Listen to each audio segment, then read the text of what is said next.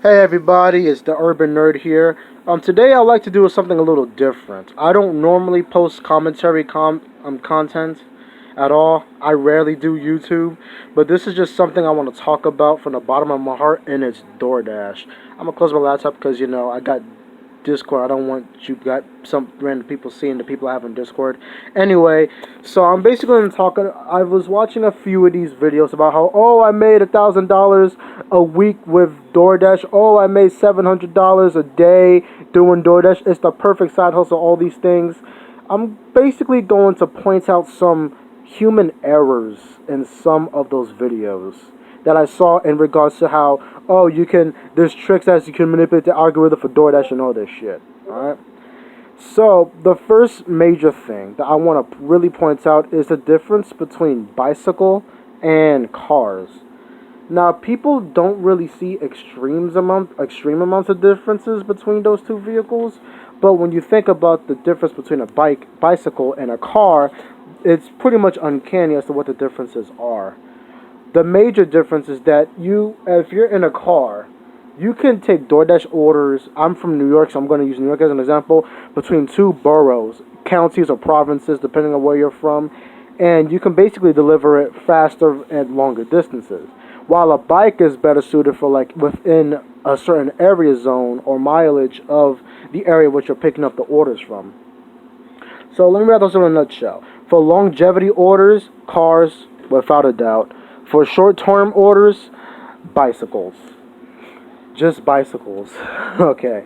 So that's one thing you got to keep in mind. So say for example, you're on a bicycle and you're at the local hotspot, right? And you get nothing but order after order around the main food district. You're obviously at the best position to deliver all of them because as a bicycle, you have the road rules of a pedestrian. All right, you can go almost as fast as a car, but you have the same privileges as a pedestrian, obviously. But if you're in a car, you got traffic lights, you got all these obscurities that's just ruining having all multitude of orders. Now, if it's longevity, again, a car goes faster, longer distances, more comfortably, and your food will always be safe. Great. So, the first thing I want to say is learn the weaknesses and strengths of what you got. Same cars and bicycles. That's the main thing. The second thing that really makes me uncomfortable about these DoorDash YouTubers, as I like to call them, that talked about how they're making bank off this app is, well, it's all well and good, but it also depends on your ratings as well. Now, I'm just going to showcase my ratings, and this is me being perfectly honest. I have an 8% on time and early, delivering orders and stuff like that. I got perfect customer ratings. People love me. I don't mean that to be, people love me, I've never been rude. No, I mean, people love me because I actually talk to my customers when giving them their food, trying to make them smile, because that's the job of a delivery person. You make your customer smile, you make them feel good. Because if you feel good and you eat food good, it's like the perfect end of a day, especially if it's dinner time.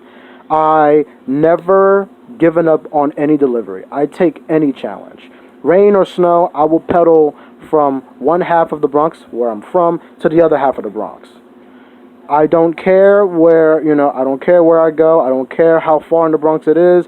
As long as it's not like from the Bronx to Manhattan, for example, I can do it. And of course, the acceptance rating, again, I accept everything. All right, boom. So basically, the only bad thing is me being late sometimes, and I'll explain that going forward. That's actually a criticism I have with DoorDash. So the main thing is how the algorithm works. As far as I can tell, the algorithm really works on how often you're early in terms of making deliveries. I don't know if this is true. I mean, of all the other customer ratings as well, but I had customers who actually chose me because I was actually a pretty good deliverer in terms of my customer scores. Like people loved me, people respected me, people love how I'm genuinely caring about the food. In fact, I even believe it or not, I actually read someone told me that when I actually spilt a drink because I actually fell on my bike because a car rushed me on the road. Here's actually the scars to prove it. I actually got hit by a car trying to make a delivery one day. I actually paid the guy $7 $4 for his drink and $3 as apology money because I felt bad fucking up his order, which was beyond my control. And this guy, he honestly said, "Dude, I respect you, man." He's like, he told me I'm the first delivery boy to actually own up for anything that was beyond my control, and I respect that. It was great. Cool people do exist in the Bronx.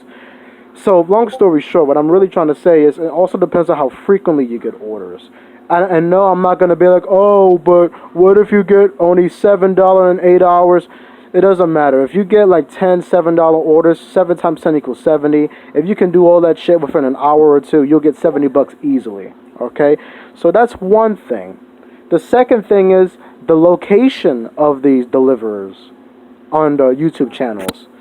Now, I'm going to be honest with you. When I first started doing DoorDash a year ago, I honestly purchased an electric scooter originally before I bought an electric bike.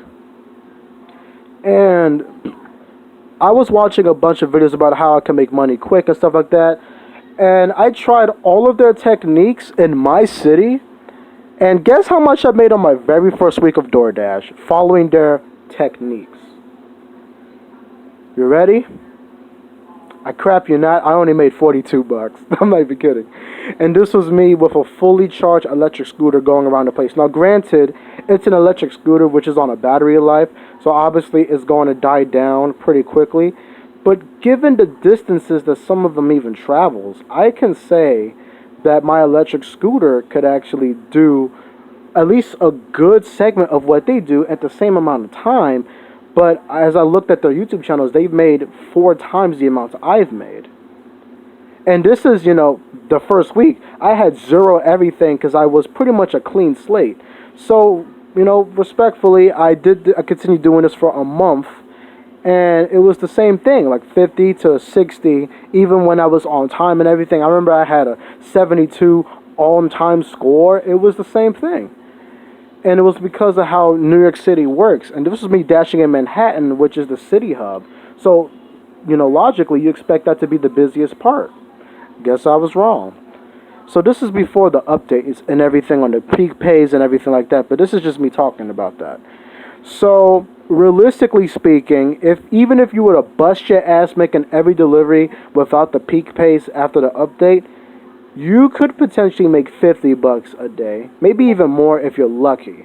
But on average, I've made, if I would go out in the morning and come home in the evening, I've made 50 to maybe $57, depending on how busy it is during the hunger rushes of the borough that I'm in. So obviously, I'm not gonna have the same result as some of these dudes who are in Chicago or Illinois, for example. Different areas of Chicago or the main city of Illinois. So keep that in mind as well, that your geography also plays a role in how frequently and how much money you can make in DoorDashes. So that's point number 2, I believe. Point number 3 is really more of a criticism than an actual, thing to point out when you're about to start out. But point number 3 is this. And it's going back to the whole why I have an 8% on time and early thing. DoorDash has a chronic problem with not accepting, adding more time to the possibility that the place itself that the order is going to is crowded as hell. So right now, we're in the midst of the, in the major health crisis in the world. And I'm doing DoorDash because, I'm trying to keep my exercise up, trying to get my gains in while also making some money. And every time I'm on time picking up the freaking orders at the restaurants, DoorDash has sometimes very unrealistic expectations as to when I should pick up these orders. And they don't factor in the inconveniences and common occurrences in these restaurants. Case in point, Wendy's. I don't know if you guys, whoever lives in New York, and you know about this, you'll understand. If you live in New York City, specifically in the Bronx, you know that there's a Wendy's on 3rd Avenue, 149th, right?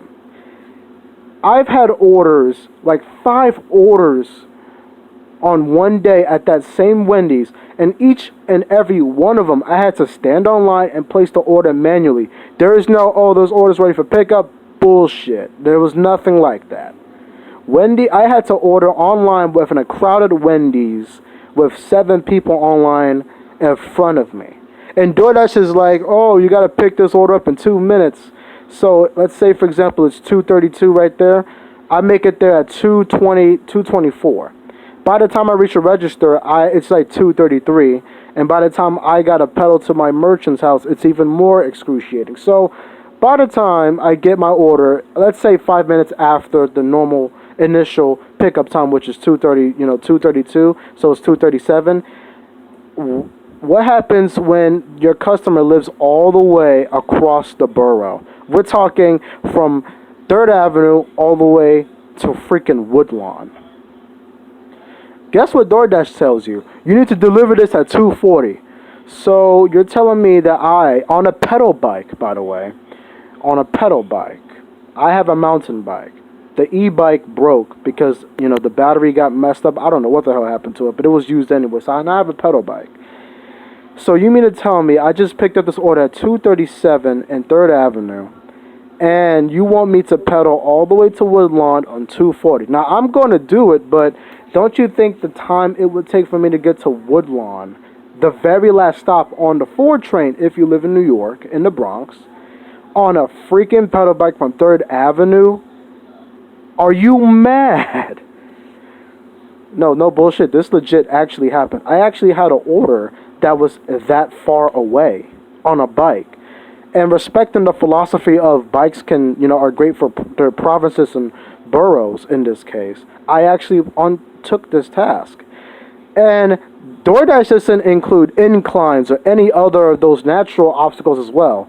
So what should have been a 3-minute delivery turned out to be a 20-minute delivery because, pedaling up an incline when you don't know how to appropriately shift your gears on your cassette on a mountain bike is freaking mayhem. So now you're busting your ass trying to get to half the goddamn borough away, and DoorDash is telling me, oh, you gotta be there in 3 minutes. You're 17 minutes late. Mother lover, it's literally across the whole freaking borough. Even if I were to go on the Grand Concourse and pedal my fat ass across it to Woodlawn at Olympic champion speed, you're still looking at maybe if I was Olympic champion, 7 to maybe 8 minute pedaling. Maybe even less than that, but damn sure not no 3 minutes. And damn sure past the 5-minute courtesy time. So please, if I'm on time or I'm early, I try my best. The only times I'm truly on time is when I just go to a McDonald's or some shit. The order's ready. I show the number. I pick up and go. I look at where I need to go. I don't have a dash mount on my bike. Matter of fact, let me show you my bike. Let me show you my girl. Let me show you my goddamn bike.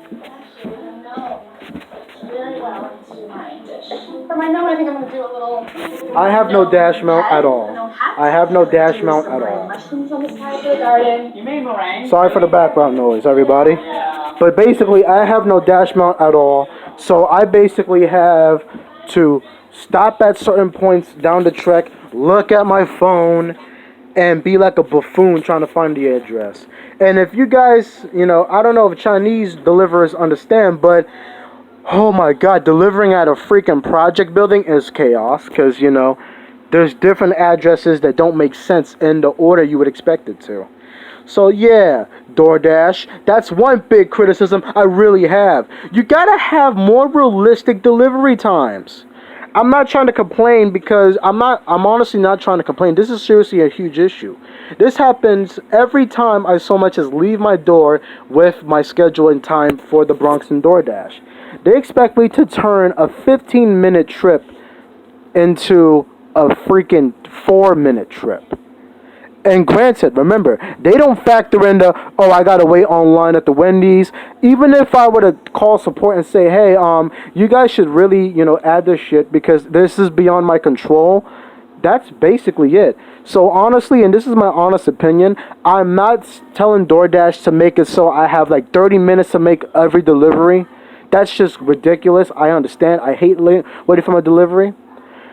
But when you got to factor in things like the restaurant itself being busy and you're not doing that, it's not my fault that I'm late. So, and if that affects the algorithm, you're basically setting me up for failure. So DoorDash, Fix that. That's an immediate thing you really gotta fix. I'm really getting pissed off about that. And this has been happening for an entire year. And just the Bronx. Manhattan is obviously a bit more clustered and more manageable to an extent. But in the Bronx and sometimes in Harlem and Brooklyn, I did it in Brooklyn once, and that was a whole different story. It's effed up because it's always these unrealistic amounts of times with the treks you gotta make. And again, DoorDash doesn't factor in inclines or anything. DoorDash is expecting you to be Olympic level fit. So that's my biggest criticism so far with the algorithm itself, is the amount of time it gives you for deliveries. And even if you were to record yourself waiting in the restaurant, keeping timestamps and everything, there is no suggestion box for DoorDash as far as I can tell. If there is, please tell me, because that's honestly the only thing I want them to change, is how much time they give you per delivery. Now, I'm not saying you got to do like 4 deliveries in 2 hours. Obviously, you're not going to get anything done. But when it comes to these longer distance deliveries, you really got to factor that in. Now, I heard that they pay DoorDashers extra money for doing longer deliveries, and that's fine. But you got to check the ratings on how often I'm on time because of that. Because it's not fair. I have 7 minutes to make a 20, maybe 15-minute delivery. That's just ludicrous. And we're not talking about the singer. So that's the biggest thing, is the time. Another thing that really pisses me off about DoorDash is it's really, oh man, it's really about the equipment they give you. So in case you don't know, DoorDash gives, I don't know if this happens to every biker, but DoorDash gives these little tote bags that we use for our deliveries. And, you know, while that's fine and convenient, they're basically like little shopping bags that kind of looks like a purse or a nappy sack. Now, I love the insulated material, and I think the idea is great, but, again, it's bad. It's bad. It's garbage. And let me tell you why. Now, if you're taking up a handful of deliveries, like maybe, I don't know, a McDonald's meal, one McDonald's meal, you can fit it perfectly, that's fine. But here's the thing. If you have a mountain bike like me and you don't have a bike rack, you're going to put it on your handlebars. Now, what happens when you kick yourself off and the motor and your bike jerks? The bag is going to sway, which means the merchandise for the customer is going to be hitting against you. And sometimes when you're pedaling down the road, if you have that bag too close to your wheels, it grinds against it, and it actually fucks up your performance. I almost fell because of that. I almost heeled over.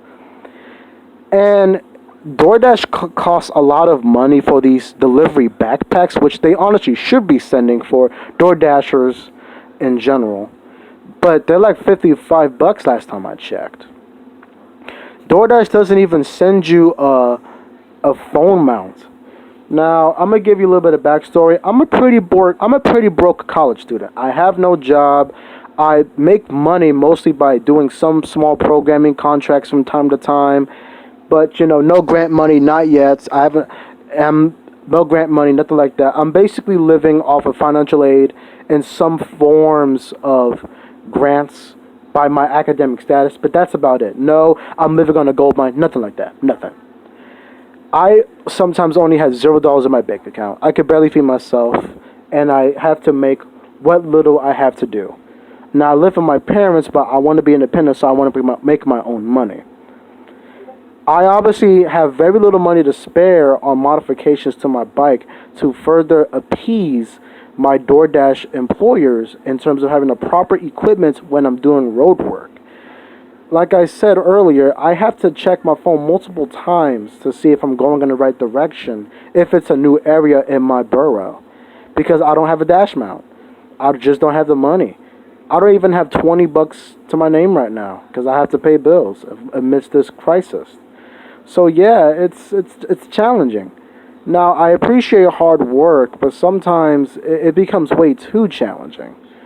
So, yeah, again, DoorDash, another criticism, you should really send more material for newer people starting out. All you send us is these bags, which honestly sometimes is more of an inconvenience than a convenience. But no proper delivery bag, which goes on your back, and a dash mount to have more active interactions with the GPS, because Google Docs sucks. So here is my suggestion. If you guys can't do that immediately, that's fine. How about for dashers who make maybe 75 to 100 complete deliveries, lifetime deliveries, you send them either the whole delivery bag kit with a dash mount or phone mount. I keep saying dash mount. Sorry about that. Or you give them a certain percentage off to make buying your company brand delivery bags more attainable. Because I can save money to an extent. I can save money to an extent. And if you give me the technology, or rather the devices, to make more deliveries comfortably and conveniently and obviously more securely, because I love my customers, I don't want to F up their food, then you're really helping your service, because now I am more better equipped to actually make these deliveries without harming the merchandise. So again, another criticism, you got to update that tote bag to a more better or a more contemporary delivery device for people who don't have bike racks. I have a mountain bike which doesn't have a bike rack. I got to literally turn my tote bag into something else. In fact, I literally just shoved my tote bag into a little backpack and have enough space in the backpack to actually put the deliveries on my back. And I had to, ask my neighbors for if they had one, because again, I'm broke. So that's another thing you have to keep in mind. So yeah. So here is a realistic example of how much you would really make in New York City, specifically in the Bronx, if you were to DoorDash a week. And we're talking normal work hours, 9 to 5, right? This is without peak pay. So on average, as I told you, I've made about 50 something bucks. And if we were to do that every day, 57 bucks every day, maybe 60, from 9 to 5, that's, how much money I've made from 9 to 5, for example. 5 days of the normal business week, not counting the 2 days, which is normally my rest days. I don't dash every day of the week. I have a life. That would be, you're looking at potentially 300. Yeah, you're looking at potentially 360 bucks. Not bad. In 1 week, and if you were lucky enough to get active deliveries, this is like deliveries that equate to these things without peak pay. Peak pay, you obviously get more. You could potentially rank up 640 bucks in 2 weeks if you're that diligent. But again, if you're someone like me who is really just doing it for the exercise and doing it for a passive way to have a sense of direction, expect to have much less money from DoorDash. But again, it's really whichever side of the spectrum you're on, you're still making money no matter what you're doing, okay? So my only tip to make a lot of money is, honestly, and this is from the heart, pray to God you have bad weather in your area. I've had nothing but freaking rainy season. It was raining, men, all week last week, and that was the only week I've made 250 bucks. Because I had the gall and the cojones, add some sazon to them, to actually go out in the weather storm where we had that freaking tornado warning in the Bronx and make deliveries during it. I'm talking Zeus blowing on me, Zeus shooting lightning bolts on me. I'm talking the high heavens blasting at me. And I managed to make my deliveries with a peak pay of 11 bucks. So my only advice for people who are passive and more ambitious, for passive commerce who wants to make quick cash while also getting your work in, if you don't mind the trouble, abuse those peak pays. Abuse them. Do the peak pays all the time. You can do the ones without the peak pay as well. I recommend doing that, because when the peak pay does happen randomly, you got that. But if you want to make money fast, abuse the peak pays. And most of the time, those peak pays happen when it's obviously bad weather outside. And obviously, the opposite end of the spectrum for those who are looking at this as a 9 to 5, abuse those peak pays. You can make more than a normal paycheck money if you abuse those peak pays. If you can, try to complete those, certain bonus challenges as well. But here's the thing about those bonus challenges as well. By the time you get to like maybe halfway done or close to finishing, you either don't get any orders for the end part or your dash ends at that time. So, yeah, you really gotta pray to God it comes at a time where you're very busy. And best part about it, if you made previous deliveries in that dash and then the challenge happens, the numbers from your previous dash, I believe, goes to the challenge. So if you did 4 complete deliveries within that dash you're doing, and then like say a $15 challenge happens, you will have 4 deliveries started on the challenge. So keep that in mind. I don't know if it's gonna be like that, but that's honestly how I've made extra bonus money from doing those challenges. So that's basically that. So my main criticisms, to reiterate and for to summarize, is add more time to your freaking deliveries, because sometimes these restaurants are so busy that it's freaking impossible. And of course, the addresses are sometimes skewed, especially if you're in the Hunts Point area, if you know what I mean, and any kind of project building complex, if you know what I mean. Definitely the PJs, the projects. You should give the Door Dashers better equipment. Enough said. I still don't have a phone map. I honestly have to remember the building addresses by memory and by aerial awareness, just to hope to God I'm not going in the wrong way. 50% of the time I am going in the wrong way. But what I like to do is when I'm going to make a delivery, I tend to point at the direction I need to go in, and then I like to rotate for any turns I need to make and pray to God that they're straight turns. So that's another quick tip. It doesn't work all the time, especially when the app points you in one direction, but you're going in the exact opposite. Google, take notes. I'm going after you next.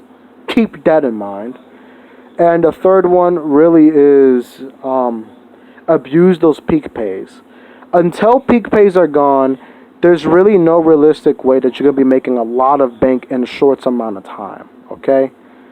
And again, I don't want to sound facetious when saying this jokingly, but if the algorithm truly relies on you being on time and you being early, then I really feel sorry for your province, because I'd rather have someone who is actually likable by my fellow customers and actually accepts these hard-ass deliveries than they're on time. Truth be told, I got a microwave. And the tote bag fits some of the stuff. So I don't care if you're not on time. I just want my food. Especially when you're hungry and desperate, all you care about is getting your food. Edit. This is the very last tip I'm going to give for new-coming dashers who have a smallest tote bag. And this is a cheap solution to make a delivery bag and the longevity of you buying a new one, alright? Buy a tote bag, via tote bag DoorDash. You buy a giant mountain-sized bag. Any kind of bag will do, but a bag preferably that has 3 pockets. You fit the tote bag in the largest pocket, and for any big deliveries that are not sealed like a Wendy's delivery, you can do 2 things. You can, if there's enough space, put both the hot food, solid foods, and the drink in the tote bag and zip it up in your backpack. But if there's too much space, too little space for the tote bag and your book bag, and there's a lot of food and delivery, here is a small tip that can possibly make your life easier. If there's any drinks in the order, do yourself a favor and put those drinks in your backpack. In your backpack hybrid tote bag. Reason why is because with the solid foods, they can take a bit more punishment. Granted, I hate having foods dangling on my handlebars, especially when the weight can F up your turning, excuse me. But if you don't have the space on your person or on your vehicle, you're going to have to make do with what you got. So, the solids can take a beating.